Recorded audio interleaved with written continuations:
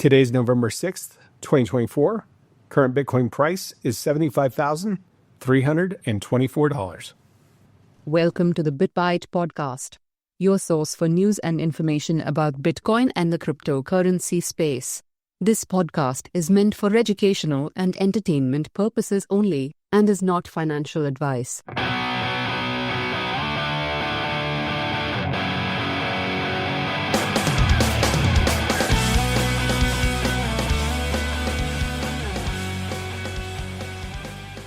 So, I don't want to say that we have liftoff, but do we have liftoff?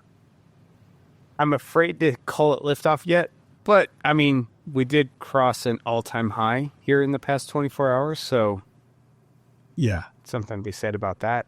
Yes, we did. Yeah, it was kind of crazy. Last night we were we were kind of busy. We got together, and around that time, Bitcoin's price was about $69,277. Maybe call it $69,300, and then about 69. Nice, nice. And then about 2 hours later, it popped up to like $75,039.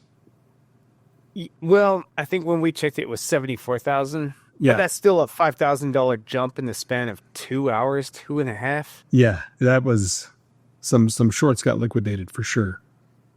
Oh man, that would have been pretty rough. That's so shorted Bitcoin. Before we start going into that, let's talk about what everybody else is going to want to hear about, and that's going to be our theoretical buys. So where are we at with those now? Okay, theoretical buy one back in October 27, 2023, so a little over a year ago. If you put $3,000, you would have got 0.0885 Bitcoin, which is basically 8.85 million Satoshis. And that value today, that $3,000 value, is now $6,666. Oh, it's the devil's number. Man, I was going to say, it sounds way too much like the devil's number, except there's an extra 6 on it, I guess. Now, buy number 2, theoretical purchase, if you would have made a $1,000 purchase right at the halving, which was April 19th, I believe. And $1,000 would have netted you at that time 0.01564 or 1.564 million Satoshis. And that is now worth $1,000 to $11.78. So not doing too bad. So we're above on both our trades finally. Yes. Granted, the earlier trade, you're up, $3,666. Yeah. That's not too bad. No, it's not. And, for those of you listening across the world that maybe you weren't paying attention to what was going on in the U.S. yesterday, it was election day, basically, right? The problem with America is I don't think you have an option to not pay attention to what's happening in America. Like it's in everybody's face. Yes. Yes. I mean, we were looking at the flows, and if you look at it, like we had a pretty solid week all through the end of October. Going into the beginning of November, obviously, the weekend, there wasn't a whole lot going on. Picked back up on the 4th.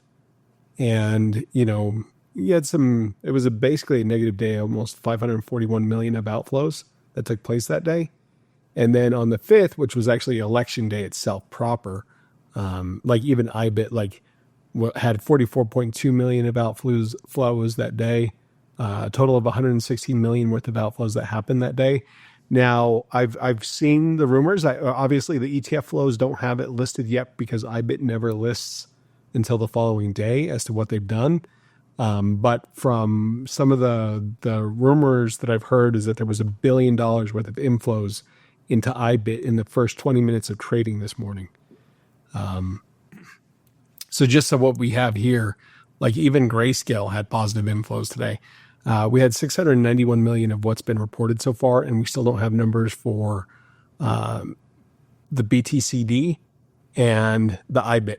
So we're still waiting on those. So I'm kind of curious to see what that IBIT number is going to be when we get to record again. But man, oh man, that was kind of a good indicator whenever we checked the price that second time as to what was going on with the election, right? Yeah.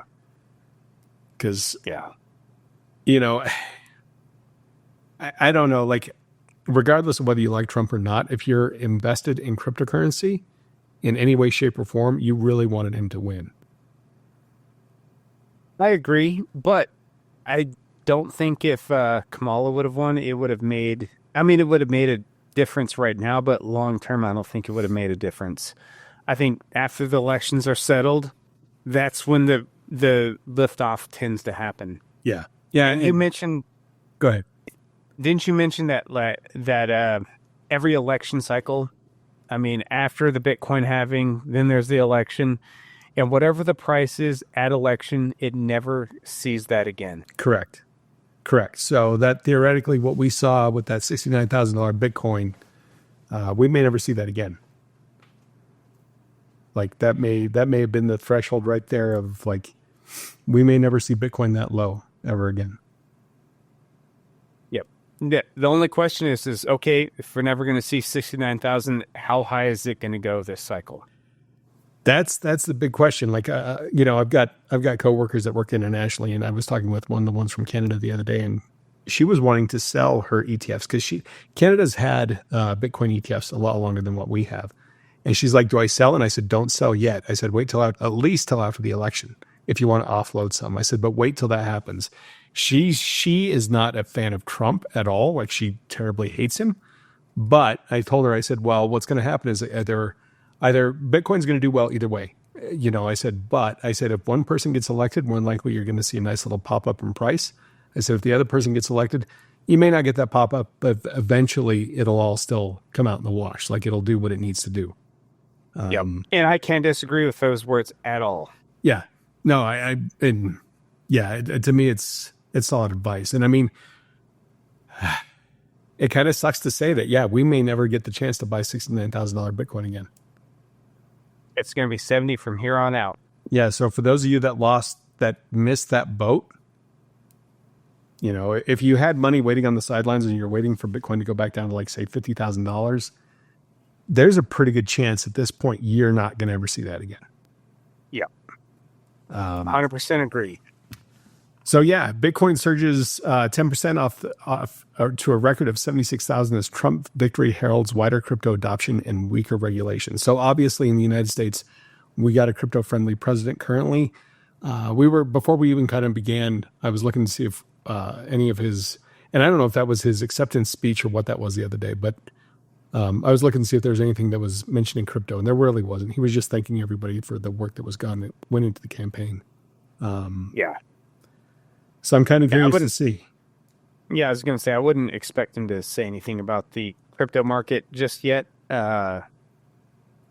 He's probably just thankful that he won. And it's kind of crazy, but he not only won the electoral college, he won the popular vote, which is a much better improvement from his two previous elections that he's been involved with.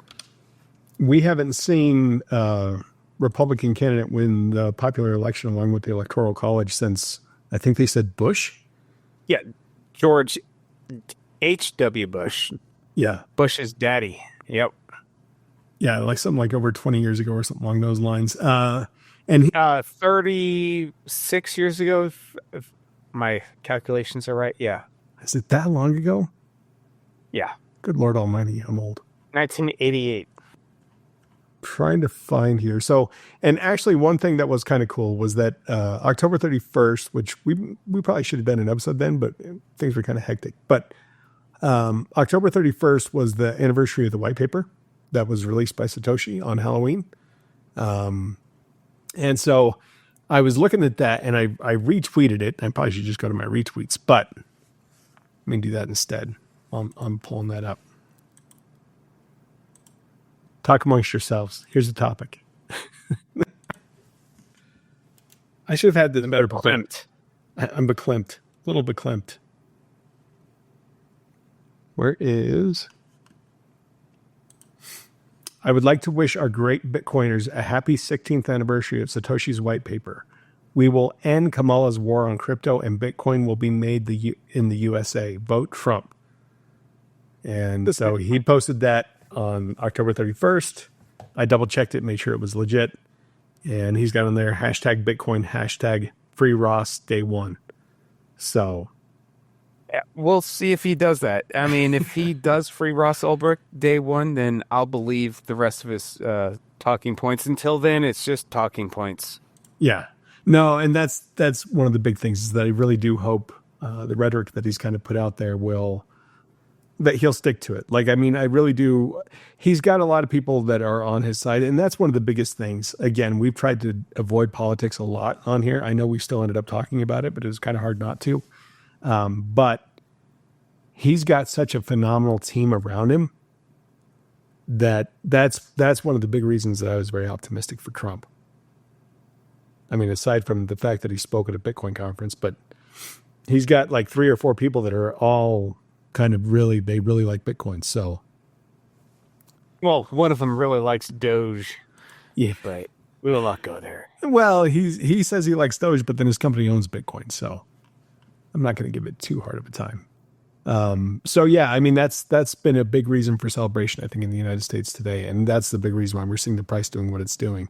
We're in price discovery mode at this point. Like we don't know where things are going. We don't know what's going to happen. We don't know what's resistance. We don't know, like, this is when Bitcoin starts to get exciting, when it starts to, form new peaks and valleys. And it's not going to be a straight up rocket ship. Like it's going to go up and down and up and down. But the overall general path, if everything holds true as to what we've seen in the past, we should see pretty consistent upward momentum in the price. Yep. And that's kind of the key is like where are we finally going to see resistance? I mean, this morning it seemed like $75,000 was resistance, but it broke through that. So, I mean, it faltered a little bit at what, 76 something? 76, 574, and then it's kind of gone back down, and it looks like right now it's hitting kind of around that 75, 3,000 or $300 price point. So I mean, but it's on days like this, like you're going to get a pop every single day for the most part. Like, so I'm guessing tomorrow we may hit up to 77, 78. It's even possible it could get like with the moves that it can do and the moves that it can do so violently right now, especially in price discovery like this, it could all of a sudden be at 80,000 by the end of the week. Absolutely. And that kind of goes, this channel is not financial advice, but if you've not yet purchased some Bitcoin, you might consider it because at a certain point here in the near future, it's going to be even way more expensive. And the one thing I don't recommend is getting in when the FOMO really kicks in. Yeah. And we're about there right now. So yeah, if you're going to do it now. Don't wait. Yeah, don't wait too much longer. Don't wait and see, well, is it going to pull back? Is it going to go lower? Don't wait. Like, regardless, even if it, so say you buy at 75,000, say you buy at 76, say you buy at 78,000, and then it does, because regardless of what you believe or how the market's acting, Bitcoin is fickle. It will tank the day after you buy it. But then 2 days after you buy it, it'll shoot back up. Yep. So to a new all-time high. So it's something that right now you're riding the dragon. Yeah. That's all I can say. It's going to be exciting. It's going to be exhilarating. It's going to be downright frightening. Just grab on while you can. You're going to wake up and you're going to be like, oh my God, I made so much money. I'm a genius. And that's the other thing. Don't fall for that because you're not. No, you're not. But yeah, so it's an exciting time. We don't, I didn't want to say necessarily that boosters were lit, but I think we may be either in the countdown or we're taking off from the tower, one of the two. The other thing, you brought this up yesterday, and I hadn't seen this yet. I missed it. You saw the job reports number. Yeah. Came out for October. I mean, you were talking about the price rises, towards the end of October, and things were picking up some steam, and then it lost quite a bit of steam all of a sudden. And one of the things that happened is the jobs report was released, and we've had quite a bone to pick with the economic data that's coming from the jobs reports, because they put out a number and then they revise it down months later. They'll say we gained 300,000 jobs. And next month they'll say, oh, maybe it was only really 100,000. So they'll be knocking it down several months later. Well, for October 2024, they said that we only gained 12,000 jobs. Yeah. And that's not a misspeak. Usually they're talking hundreds of thousands of jobs. We gained 12,000 jobs last week. Yeah, just for a record on that, basically that's the smallest gain since December of 2020 in the jobs report. So when we look at the month of September, we had, it looks like 220 220,000 jobs, 78,000 jobs in August, 144,000 in July, 118,000 in June, like 12,000 jobs. So non-farm payrolls increased by 12,000 for the month, down sharply from the September and below the Dow Jones estimate of 100,000. And that's the crazy thing. You brought up the fact that they'll gaslight us, right? Like they're going to lie to us and tell us it was so much better, and then it wasn't. Yeah, no. So they have no room to go down from 12,000. When they revise the numbers, I mean, we're just going to assume they're going to revise the numbers. There's going to be job losses for October. Yeah. So that begs the question, we're hitting that exuberance right now in the stock market and in Bitcoin. How much longer is that going to last? Yeah. Well, I mean, you kind of talked about this, and I know we've mentioned it, liquidity cycles, right? Like hardcore asset wise, it's going to still look pretty good, more likely, unless there's something else that completely tanks everything. But the other question that comes into play is, Fed rate cut is going to be announced tomorrow. Oh, for sure. I mean, with a $12,000 jobs number, I mean, I think they're going to have to cut some rates. Yeah. What do you think that'll be tomorrow? I think minimum is 0.50 basis points. Okay. Or 50 basis points, I mean. Yeah, I think it'll be 25 basis points. I don't know if they'll do a full half cut again. They may. And the only reason why I say they may is just because, like you said, after that, looking at that 12,000, like, that's abysmal. It barely shows up on the bar graph that I'm looking at here. Yeah, it's... And what was it? Was it earlier it was in September or late August when they were like, well, we had to revise the job report number for the year by 1 million jobs that we overestimated? I think it was 800,000 jobs, but it's pretty close to 1 million. Yeah. They revised that down. That's pretty big. Yeah, that's pretty major. So, yeah, I think it's an exciting time. I love seeing Bitcoin in price discovery mode. Like, this is when it gets really exciting. And we hadn't really gotten to see that divisive break. We saw the 73,000. And I'm still kind of hesitant at this because I think last time, I think we had looked at it before and maybe it was a 75 or 76, but I wanted to say it was like 78,000 that Bitcoin needed to get above to really break above the all-time high adjusted for inflation. Yeah. So, well, I think that's right around the corner. And especially, if come, the next couple of days, they announce a bigger cut than what we're even saying, a lot of that excess liquidity is going to find itself in the gold and the Bitcoin markets. Yeah. So buckle up. Yeah. And that's the other thing. Like, even though we just said, like, we probably will never see Bitcoin below 70,000 again. If something happens, like a black swan event at the economy, and the Fed's got to go in and not only cut rates, but also turn on the money printers, like, you're going to see that K recovery in the stock market and in Bitcoin. Yeah, it seems to be steeper in Bitcoin when the money printers kick on. Yeah, a lot faster that it'll bounce back up. But yeah, I love this time in the Bitcoin season.